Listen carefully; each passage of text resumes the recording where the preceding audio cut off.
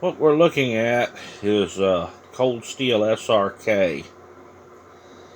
And this is a survival rescue knife. It's made in China. And I'm not going to bore you with specifics on the specs. It's about a 6-inch blade. I admit I'm not much of a knife guy. I have the ones I like. And this one has worked its way into the lineup. And I've used a Buck 110 or a 119 have been my go-to knives for really several decades. This one's the new kid on the block.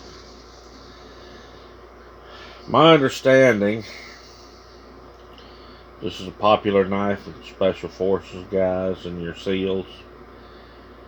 It's a full tang knife. It's got a lanyard hole, good grips. This one is one of the two that I have not used as much as the other. Reason being, this one stays on the same belt that my Glock 17 does. And I keep it put together where I can simply grab that, throw it on when I'm out here in the woods, and or wherever I'm at. And I'd have need for a good fixed blade survival type knife.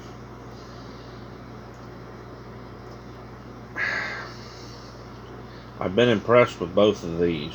Like I said, this one I haven't used as much as the other one, which is an identical knife. I took this by a friend of mine's house when I got the first one, and he is a knife guy. Alright, I admit it, I'm a gun guy, not a knife guy. Yeah, I know what a good one is, but I'm not a connoisseur of the different steels and the different grinds and all. This thing here makes a great general purpose camp knife, woods knife, hunting knife. Used the other one to clean fish, hoping to use it, one of the two, to skin some deer this year. I think they'll be up to the task.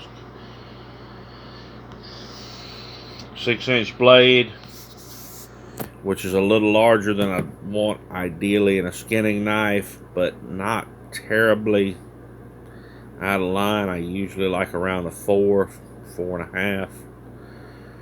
Gives me a little better control. It's got a sharp 90-degree spine to strike a ferro rod. Does it well. Typically, on my fine revolvers and the knives that I use for hard use, typically I prefer a leather sheath. I'm not a real big fan of Kydex on some of the classic stuff.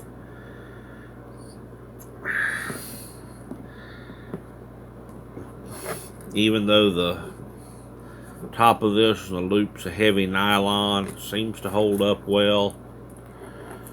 Bottom part's Kydex, it fits well. I can't really fuss about it. So far, from what I've done, general camp task, beating around in the woods, I'd say this is going to make an excellent addition to my collection, and will work its way into my using lineup. Will it replace the Buck 119? Doubtful, but I will call on this one's services from time to time as needed. And seeing as I keep this one handy with one of my more used sidearms, I suspect in the future I'm going to have a fair amount of use out of it. Later on.